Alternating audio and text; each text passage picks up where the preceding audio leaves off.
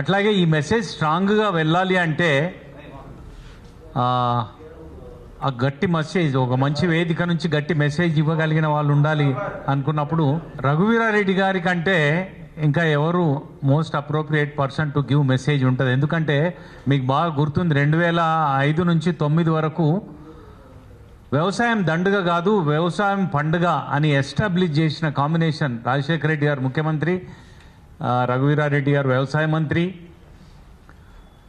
ఇవాళ మనం ఏ విత్తనం గురించి అయితే మాట్లాడుతున్నామో ఆ విత్తనం రైతు చేతి నుంచి జారిపోయి కార్పొరేట్ కంపెనీల చేతుల్లోకి వెళ్ళిన తర్వాత వాళ్ళే ధర నిర్ణయించి ఒక దుర్భరమైన పరిస్థితి రైతు ఎదుర్కొంటున్నప్పుడు అమెరికా బేస్డ్ మాన్సాంటో లాంటి కంపెనీని మెడలు వంచి ఇంతకు తక్కువకు మేము అమ్మం అని వాళ్ళు ఇంటర్నేషనల్ వాయిస్ వినిపిస్తున్నా కూడా దేశీయంగా మా రైతుల ప్రయోజనాలను కాపాడడానికి మా ప్రభుత్వం ఉంది, it is a welfare state అని చెప్పి ఒక బహుళజాతి కంపెనీ మెడలు వంచి 3వ వంతుకు రేటు ఫిక్స్ చేసిన పీరియడ్ అది.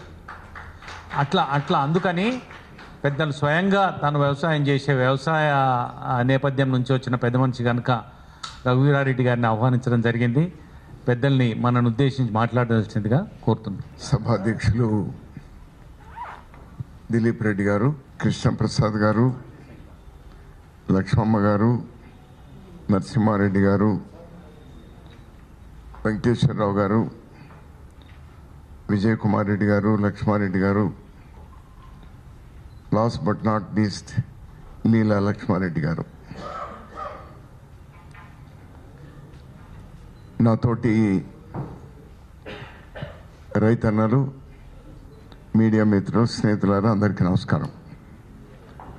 దాదాపు 15 సంవత్సరాల తర్వాత ఈ ప్రెస్ క్లబ్కి వచ్చేటువంటి అవకాశాన్ని నా సోదరులు దిలీప్ రెడ్డి గారు, మరి రవిచంద్ గారు ఇచ్చినారు.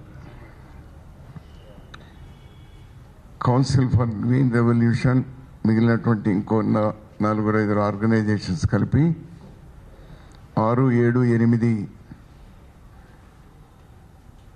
విత్తనోత్సవం, విత్తన పండుగ జరుపుతాము. రావాలి అంటే నాకు 6, 7, 8 వేరే ప్రోగ్రామ్స్ ఉన్నాయి, ఇంకోసారి వస్తాను అంటే మళ్ళీ మరుసటి రోజు ఫోన్ చేసి లేదు ఈ కర్టన్ రైజర్ ఆ 3 రోజుల ఆ పండుగకు సంబంధించి ఏ విధంగా చేయబోతున్నాము అనేటువంటి విషయాల్ని మాట్లాడుకోవడానికి ఇంకా చాలామంది ప్రావీణ్యం ఉన్నటువంటి వాళ్ళు కూడా వస్తూ ఉన్నారు. మీరు రావాలి అంటే ఈరోజు వచ్చిన నాకు ఈ అవకాశం ఇచ్చినటువంటి పెద్దలందరికీ కూడా నా ధన్యవాదాలు తెలియజేస్తా ఉన్నాను.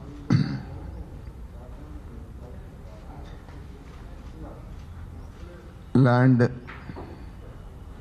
భూమి, నీరు, విత్తనము, ఎరువు, ఇదే వ్యవసాయం. భూమి ఆనాడు ఉంది, ఈనాడు ఉంది.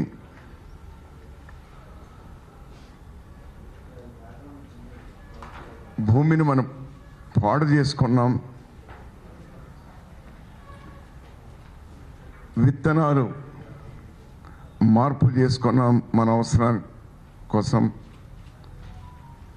ఆ విత్తనం మార్పు చేసుకున్నప్పుడు మందులు, ఎరువులు ఎక్కువైనాయి. దాని పుణ్యాన భూమి పాడైంది. మారుతున్నటువంటి వాతావరణంలో వర్షాలు తగ్గడం,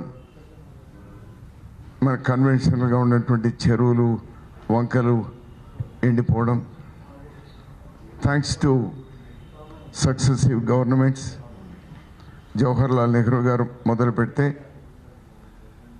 మళ్ళీ కొంత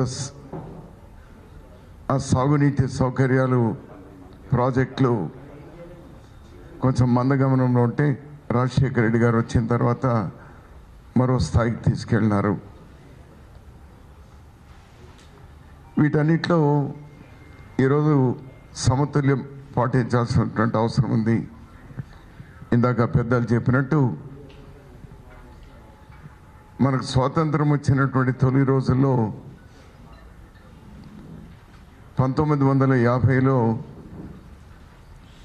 దాదాపు 40 కోట్ల జనాభా ఉంటే 5 కోట్ల టన్నుల ఆహార ధాన్యాలు పండించేటువంటి వాళ్ళం. అది 140 కోట్లయింది. దాదాపు 4 రెట్లు పెరిగితే మన పంట దిగుబడి ఈరోజు 36 కోట్ల టన్నులకు పెరిగింది. We are proud of it. ఒకప్పుడు ఇతర దేశాల నుంచి, రష్యా నుంచినో, అమెరికా నుంచినో, ఈవెన్ బర్మా నుండినో, అలాంటి చిన్న దేశాల నుంచి కూడా మనం ఆ ఎర్ర జొన్నలో, గోధుమలో, పాలపొడో తెచ్చుకొని జీవనం చేసేటువంటి వాళ్ళం. నేను చిన్నతనంలో ఆ గంజి కేంద్రాలు కూడా చూసినటువంటి వాళ్ళం. అలాంటిది ఈరోజు మరో 3 సంవత్సరాలు వర్షాలు లేకపోయినా, పంటలు పండకపోయినా సరిపడా తిండి గింజలు ఈరోజు గోడౌన్లో ఉన్నాయంటే రైతన్నలు ఈ దేశాన్ని ఎంత ముందుకు తీసుకుపోయినారో, ఎంత సమృద్ధి సాధించినారో, స్వయం సమృద్ధి సాధించినారో మనకు అర్థమవుతోంది. బట్ ఇక్కడ బిట్వీన్ ద లైన్స్ ఏమంటే పెద్దల నరసింహారెడ్డి గారు చెప్పినట్టు వ్యవసాయం బాగా ఉంది, వ్యవసాయం బాగా ఉంది, రైతు సంక్షోభంలో ఉన్నాడు. కారణ ఖర్చులు పెరిగిపోతా ఉన్నాయి, అన్ని ఖర్చులు బాగా పెరిగిపోతా ఉన్నాయి. అది కావాల్సినటువంటి ధరలు రావడం లేదు. అనేకమైనటువంటి న్యాచురల్ కెలామిటీస్ కూడా రైతులకు ఇబ్బంది కల్పిస్తూ ఉంది. ఇవన్నీ ఉన్నాయి. సో మెయిన్ ఆనాటి అవసరం ఉన్న 40 కోట్లలో 30 కోట్ల మందికి 2 పూటల కడుపు నిండా అన్నం తినే పరిస్థితి లేదు. ఆ రోజు అవసరం. ఇందిరాగాంధీ గారు కానీ, స్వామినాథన్ గారు కానీ వాళ్ళొక గ్రీన్ రెవల్యూషన్ అని తీసుకొని హైబ్రిడ్ వెరైటీస్ని తీసుకొని రావడం, అదేవిధంగా రాసాయనిక ఎరువులను తీసుకొని రావడం. ఆనాడు రైతు భయపడేటువంటి వాడు. నేను చిన్నప్పుడు చూసిన, మా ఊళ్ళోనే హైబ్రిడ్ వేయాలంటే రైతులు జంకేవాళ్ళు. ఆ రోజు యూరియా వాడాలంటే జంకేవాళ్ళు. మా నాన్న ఆ రోజు వాడితే అప్పుడు పండితే సీయింగ్ ఈజ్ బిలీవింగ్ అని. మళ్ళీ ఇప్పుడు పరిస్థితి రివర్స్ అయిపోయింది. ఈరోజు మన కన్వెన్షనల్ సీడ్ ఏదైతే ఉందో వాడండి అంటే వాడే పరిస్థితి కష్టం. The reason is very simple. అరే 35-40 బస్తాలు పడితేనే మాకు దిక్కులేదు, గిట్టుబాటు కావడం లేదే. ఈ 15-20 బస్తాలు పడితే మాకేం గిట్టుబాటు అవుతుంది అనేటువంటి ఇట్స్ కామన్ సెన్స్. ఆనాడు కడుపు నిండాలి కాబట్టి, ఎవడు ఆకలితో ఉండదు కాబట్టి. డొక్కల కరువు కూడా చూస్తాం మా ప్రాంతాల్లో. డొక్కల కరువు,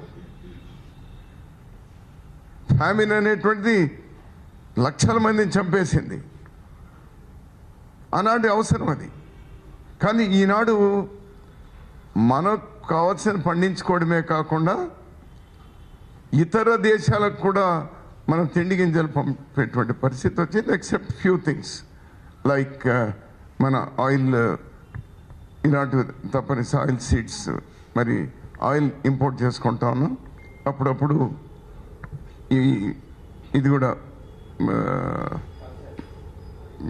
లైక్ పప్పులు కొంత చేసుకుంటాం. Otherwise we are self sufficient. And మిగిలిన వాళ్ళకి కూడా ఇస్తాను. ఈరోజు అవసరమేమి మీరు ఆలోచన చేస్తా ఉన్నారు. I'm proud of all these organisations. I'm really proud of. గర్విస్తా ఉన్నాను నేను. ఎస్, మనకు ఆకలితో ఉండవలసినటువంటి అవసరం లేదు, సరిపడా ఉంది, హ్యాపీ. కానీ దాని పర్యవసానం ఏమవుతోంది? ఈరోజు మన లాంజివిటీ పెరిగింది, no doubt about that. Longevity పెరిగింది. 50-60 సంవత్సరాల్లో 60 సంవత్సరాల నుంచి ఈరోజు 80 సంవత్సరాలు హ్యాపీగా బతుకుతూ ఉన్నారు, నో డౌట్. బట్ ఎట్లా బతుకుతూ ఉన్నారు? అన్నం తక్కువ తింటా ఉన్నారు, మాత్రలు ఎక్కువ తింటా ఉన్నారు. ఆనాడు ఆహారం మాత్రమే తీసుకునేటువంటి వాళ్ళం. మన పెద్దలందరూ కూడా పెద్ద మందులు తీసుకునేటువంటి వాళ్ళు కాదు. ఈరోజు మన పరిస్థితి ఏమైందంటే మందులే ఎక్కువైపోతా ఉన్నాయి.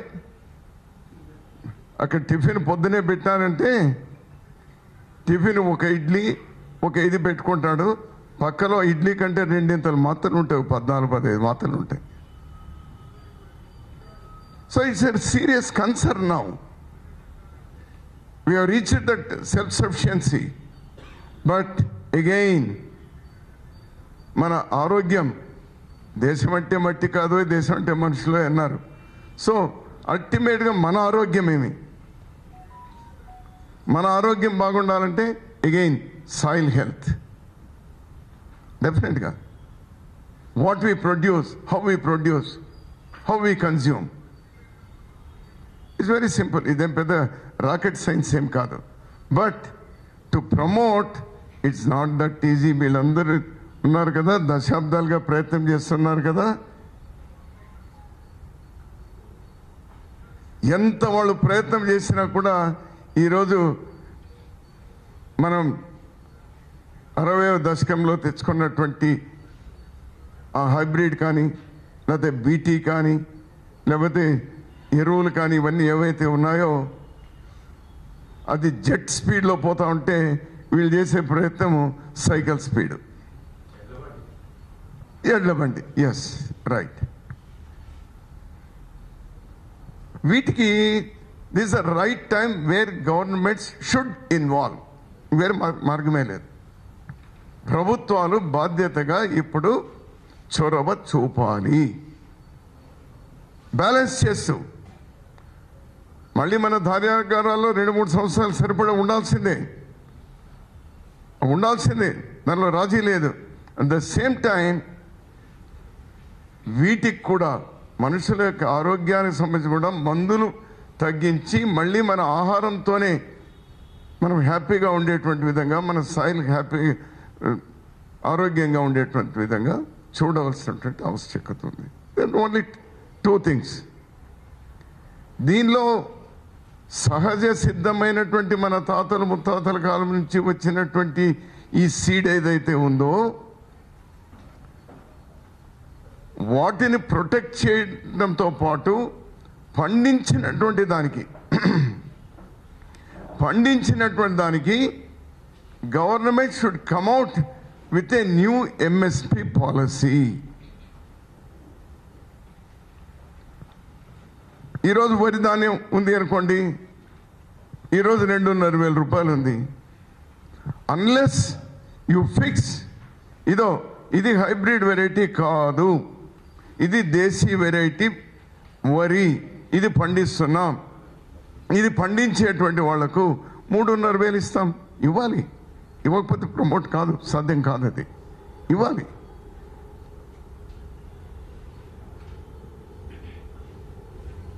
ఎందుకంటే వాడు రైతు కూడా బతకాలి కదా. వ్యవసాయం నుంచి అందరూ పరిగెత్తిపోతా ఉన్నారు కదా. దాదాపు సగం భూములన్నీ ఈరోజు కౌలు రైతులు వచ్చేస్తున్నారు కదా. భూములు ఉన్నటువంటి వాళ్ళందరూ కూడా చేయలేని పరిస్థితి కదా. వై? It's very simple. వాడు సిటీలో ఎక్కడో పనిచేసి లేదా స్కూల్కి పోతే, కాలేజీకి పోతే మనకి 50,000 1,00,000 వస్తుంది. రైతుకి ఏమి? What's a guarantee? That's why he's running away. So అందుకోసం నెంబర్ 1, ప్రభుత్వం ఈ సీడ్ బ్యాంక్ను ప్రొటెక్ట్ చేస్తూ ఎంఎస్పి అనేటువంటిది ఇది రాష్ట్ర ప్రభుత్వాల చేతుల్లో ఉంటుంది. కేంద్ర ప్రభుత్వం చేయాలి, రాష్ట్ర ప్రభుత్వం కూడా as they too can to some extent. వెంటనే ఇది ఒక పాలసీ నిర్ణయంగా తీసుకుంటే వీళ్ళు ఎడ్ల బండి నుంచి కనీసం గుర్రపు బండి కన్నా ఆ విధంగా పరిగెత్తడానికి అవకాశం ఉంటుంది. We have tried, as rightly mentioned by Dilip Reddy garu, we did try to some extent. ఎంతమంది మీరు అప్పుడు గమనించినారో లేదో నాకు తెలియదు, కానీ సీడ్ విలేజ్ అనే కాన్సెప్ట్ తెచ్చినాం. What was seed village? No possibility for hybrid seed, only desi సీడ్కి మాత్రమే సీడ్ విలేజ్. విత్తన మార్పిడి, విత్తనం మళ్ళీ నా నుంచి నీకు, నీ నుంచి నాకు పండేటువంటిది. ప్రతి మండలానికి ఒక సీడ్ విలేజ్ అనేటువంటిది ఆనాడు మేము చేసినాం. మరి ఇప్పుడు ఉందో లేదో నాకు తెలియదు. అలాంటి చోట అవి చేస్తే, ప్రమోట్ చేస్తే, ఇలాంటి ఆర్గనైజేషన్స్ కూడా వస్తే, ఎంత ఆర్గనైజేషన్స్ చేసినా దే ఆర్ లిమిటేషన్. వాళ్ళు చైతన్యవంతులు చేయొచ్చు, ఎడ్యుకేట్ చేయొచ్చు, లేకపోతే ఇలాంటి ఫేర్స్ పెట్టచ్చు. బట్ ప్రభుత్వానికి ఉన్నటువంటి శక్తి వీ కెనాట్ ఎక్స్పెక్ట్. సో అందుకోసం ఆ సీడ్ విలేజ్ అనే కాన్సెప్ట్ ఏదైతే ఉందో ప్రభుత్వం తీసుకొని రావాలి. ఆ కన్వెన్షనల్ సీడ్ అయితే ఆ ప్రొటెక్షన్ ఇవ్వాలి.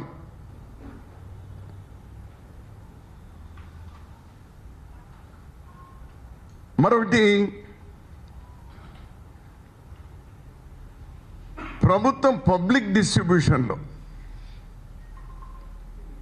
నేను ఆనాడు అగ్రికల్చర్ మినిస్టర్గా ఉన్నప్పుడు, శరద్ పవార్ గారు అగ్రికల్చర్ మినిస్టర్గా ఉన్నప్పుడు చాలా సీరియస్గా నేను, రాజశేఖర్ అన్న చాలా ట్రై చేస్తుంది. నేను చేసినటువంటిది ఏమంటే, బియ్యంతో పాటు రాగులు, జొన్నలు, కొర్రలు, what ever it is, small millets ఏవైతే ఉన్నాయో ఆయా ప్రాంతాల అవసరాలను బట్టి వాళ్ళు అడిగితే ఇవ్వాలి. అది 1 కిలోనా, 2 కిలోల, 3 కిలోల ఇవ్వాలి అని అంటే, అతనేమన్నారంటే, మీకు ఇస్తున్నటువంటి రైస్లో ఈరోజు 10 కిలోలు ఇస్తుంటే తగ్గించండి, ఎంత తగ్గిస్తారో అది ఇస్తామన్నారు. ఇట్ వాజ్ ఎ పొలిటికల్ ఇది.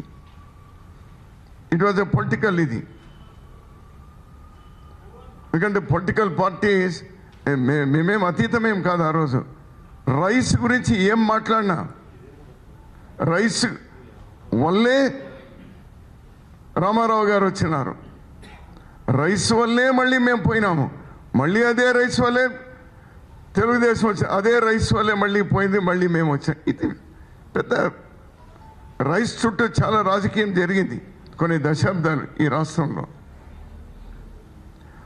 అందుకోసం మేము చెప్పినాము, మేము రైస్ తగ్గించలేము, దయచేసి మీరు పబ్లిక్ డిస్ట్రిబ్యూషన్లో ఈ బియ్యం ఏతర తిండి గింజలు కూడా ఇవ్వడానికి అవకాశం ఇవ్వాలి అంటే అతను ఆ రోజు ఒప్పుకోలేదు, కాదు అన్నారు. ఒప్పుకుంటే బాగుండేది యాక్చువల్గా.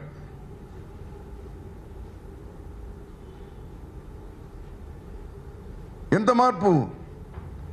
మా ఊర్లో అయితే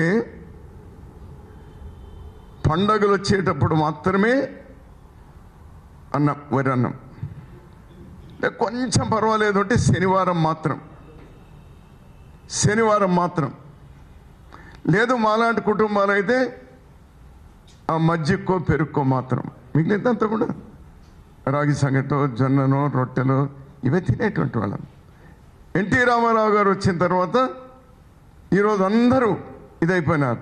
మోర్సో ఇప్పుడు ఈ చదువుకున్న అమ్మాయిలు వచ్చిన తర్వాత సంగటి చేయడానికి వాళ్ళకి రాదు, రొట్టెలు చేయడానికి వాళ్ళకి రాదు, అదేదో కుక్కర్ ఉంటుంది, బియ్యం వేస్తారు, అయింది, తినుపో.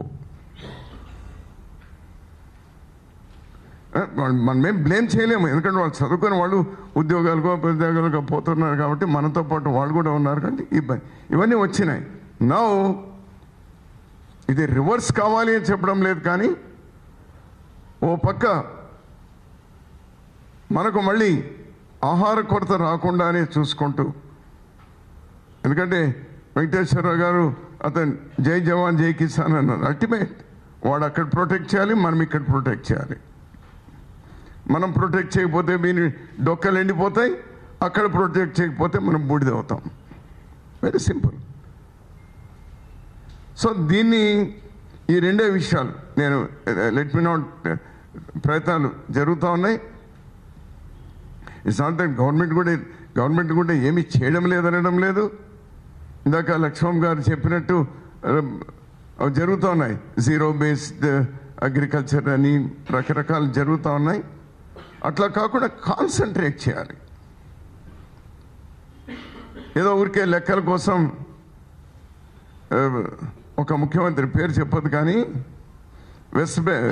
వెస్ట్ గోదావరిలో అప్పుడు ఈ పందుల నుంచి వచ్చే డిసీజ్ ఏమన్నది అప్పుడు స్వైన్ ఫ్లూ బ్రెయిన్ ఫీవరు ఇవి విపరీతంగా వచ్చినాయి. ఒకసారి అక్కడ ఇవి వస్తున్నాయి కదా, మనమంతా పందులంతా కంట్రోల్ చేయాలి. జపనీస్ ఎన్సెఫలైటిస్ ఇటువంటివి అప్పుడు వచ్చినాయి. అతను కారులో పోతూ ముఖ్యమంత్రి గారు కలెక్టర్ని అడిగినారు, ఎంత ఈ జిల్లాలో పందులు ఎన్ని ఉన్నాయంటే అతను ముందు వెనక తడుముకోకుండా ఏదో లెక్క 1,60,892 అంటే ఇట్లా ఉంటాయి. మేము గవర్నమెంట్ ఐఎమ్ నాట్ బ్లేమింగ్ నేను కూడా గవర్నమెంట్లో 12 సంవత్సరాలు మంత్రిగా ఉన్నాను, 20 సంవత్సరాలు ఎమ్మెల్యేగా ఉన్నాను. నేను కించపరిచేటువంటి కాదు, కొంతమంది అట్లా ఉంటారు. అట్లా కాకుండా ఇవి కూడా ఏవైతే ఉన్నాయో ప్రభుత్వాలు చేసేటప్పుడు దే షుడ్ కాన్సన్ట్రేట్, అక్కడ ప్రూవ్ చేయాలి, అక్కడ సక్సెస్ చేయాలి. సక్సెస్ స్టోరీస్ ఇందాక నా మిత్రుడు చెప్పినాడు, సక్సెస్ స్టోరీస్ చూపిస్తేనే ఇంకోటి వస్తాడు, లేకపోతే రాడు. He's absolutely right. ఇదని చెప్పినటువంటి అనేకమైన వర్డ్స్ మీకు అర్థం కాలేదు. అది మా బార్డర్లో ఆ విధమైనటువంటి వాడుతూ ఉంటారు. నాకు మాత్రమే 100% అర్థమైంది, వీళ్ళకంతా 80% అర్థమైంది. సో నేను ఇంతకంటే ఎక్కువ మాట్లాడకుండా I really admire this country will remember, though not today, at least రేపు ఎల్లుండైనా కూడా అమ్మ మిస్సెస్ లక్ష్మారెడ్డి గారు మీరు చేస్తున్నటువంటి ప్రయత్నాలు, మా లక్ష్మమ్మ మా అమ్మ ఉన్నట్లే ఉన్నాను. మా అమ్మ పేరు నరసమ్మ లేదు, మా అమ్మ పేరు నరసమ్మ డెక్కన్ సీడ్, డెక్కన్ సొసైటీ, ఎంతమ్మా మీరు చేస్తున్నటువంటి ప్రయత్నాలు నిజంగా అభినందనీయం. విధంగా నరసింహారెడ్డి గారు కానీ, వెంకటేశ్వరరావు గారు కానీ, మా దిలీప్ రెడ్డి గారు అయితే అతను ఒక జర్నలిస్టే కాదు, అతని సొసైటీ మీద ఉన్నటువంటి కన్సర్న్ అటువంటిది. అతను మా రవిచంద్ర వీళ్ళందరూ కూడా బ్యాక్గ్రౌండ్లో అనేకమైనటువంటి చేస్తున్నారు. ఐఎమ్ వెరీ హ్యాపీ నన్ను ఇక్కడ పిలిచినందుకు, 4 మాటలు మాట్లాడిన అవకాశం ఇచ్చినందుకు. మీకు అందరికి కూడా ప్రభుత్వాలు కూడా ఎట్లా ఉండాలంటే బాధ్యత నుంచి తప్పించుకోవద్దు అంటాను నేను. Especially health, education and agriculture also. 1,800 రూపాయలు ఉండేది బీటీ కాటన్ సీడ్, 1,800 రూపాయలు. బీటీ కాటన్ నేను ఒప్పుకున్నాను ఆ రోజు, కొంత రెసిస్టెన్స్ ఉన్నా నేను ఒప్పుకున్నాను. ఎందుకంటే it was proved by the time we came to ఇది, it was proved very successful. ఎందుకంటే 7-8 సార్లు మందులు కొట్టేది, ఆత్మహత్యలు, రైతుల ఆత్మహత్యలు తెలంగాణలో మరీ విపరీతంగా ఉండేటువంటివి. దీనికి 1-2 సార్లే స్ప్రే చేసే పరిస్థితి ఉండేది, ఈళ్ళు కూడా ఎక్కువ వచ్చింది, ఒప్పుకున్నాం. అది ఎక్కడికెక్కడ పోతుంది, BT1 అంట, BT2 అంట, BT3 అంట, ఎప్పటికప్పుడు పోతానే ఉన్నాయి. 1,800 రూపాయలు ఆ రోజు మోన్సాంటో, ఆ రోజు రైతు సంఘాలు కూడా అందరూ సహకరించినారు. వాళ్ళందరూ తీసుకొని 8 మంది ఏదైతే రాష్ట్రాల్లో పండిస్తారో, పత్తి పండిస్తారో, అగ్రికల్చర్ మినిస్టర్ని దగ్గర పిలిపించి రాజశేఖర రెడ్డి గారి అధ్యక్షతను కూర్చొని సుప్రీంకోర్టు వరకు పోయి 1,800 ఉన్నది 600 తీసుకొని వస్తే అది net saving to the farmers per year is 4 నుంచి 5 వేల కోట్ల రూపాయలు ఆ కంపెనీలు పోకుండా రైతులకు మిగిలేటువంటి ఒక కార్యక్రమం. సో ఇది గొప్పతనం చెప్పుకోవడం కాదు, కానీ జస్ట్ ప్రభుత్వాలు చూడాలి. ప్రభుత్వాలు చూసి ఎక్కడ ఏమి అనేటువంటిది రైతు చేయి చాచేటువంటి వాడు కాదు, వాడు ఇచ్చేటువంటి వాడే. కాకపోతే మేము ఉన్నామని వెంట నిలబడాల్సినటువంటి అవసరం ఉంది, ఆర్గనైజ్ చేయాల్సినటువంటి అవసరం ఉంది. Thank you very much. నువ్వు అన్నం పెడుతున్నావు, నేను నా బిడ్డ దగ్గరికి పోవాలనుకుంటా అన్నం తినడానికి. నువ్వే పెట్టాలా? చిరుధాన్యాల తిండి తినాలి మీరు. నా బిడ్డకి ఏం చెప్పాలి ఇప్పుడు నేను? ఇక్కడ లక్ష్మమ్మ చిరుధాన్యాల తిండి వండుతున్నారు. Right right right right right నీ దగ్గరనే తింటాను. థ్యాంక్స్ అన్న, thank you very much. Thank you brother. మీ అందరూ అవకాశం ఇచ్చారు. నమస్కారం.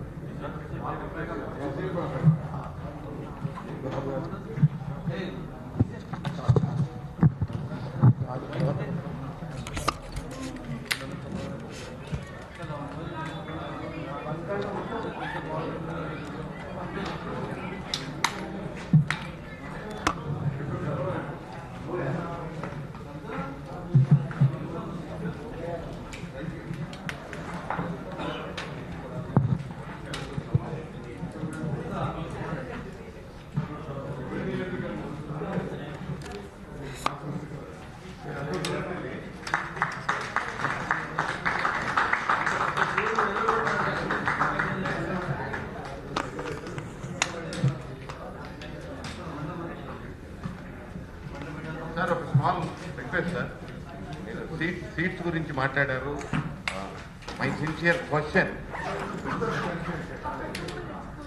మరిన్ని అప్డేట్స్ కోసం బ్యాక్ టు రూట్స్ యూట్యూబ్ ఛానల్ని సబ్స్క్రైబ్ చేసుకోండి.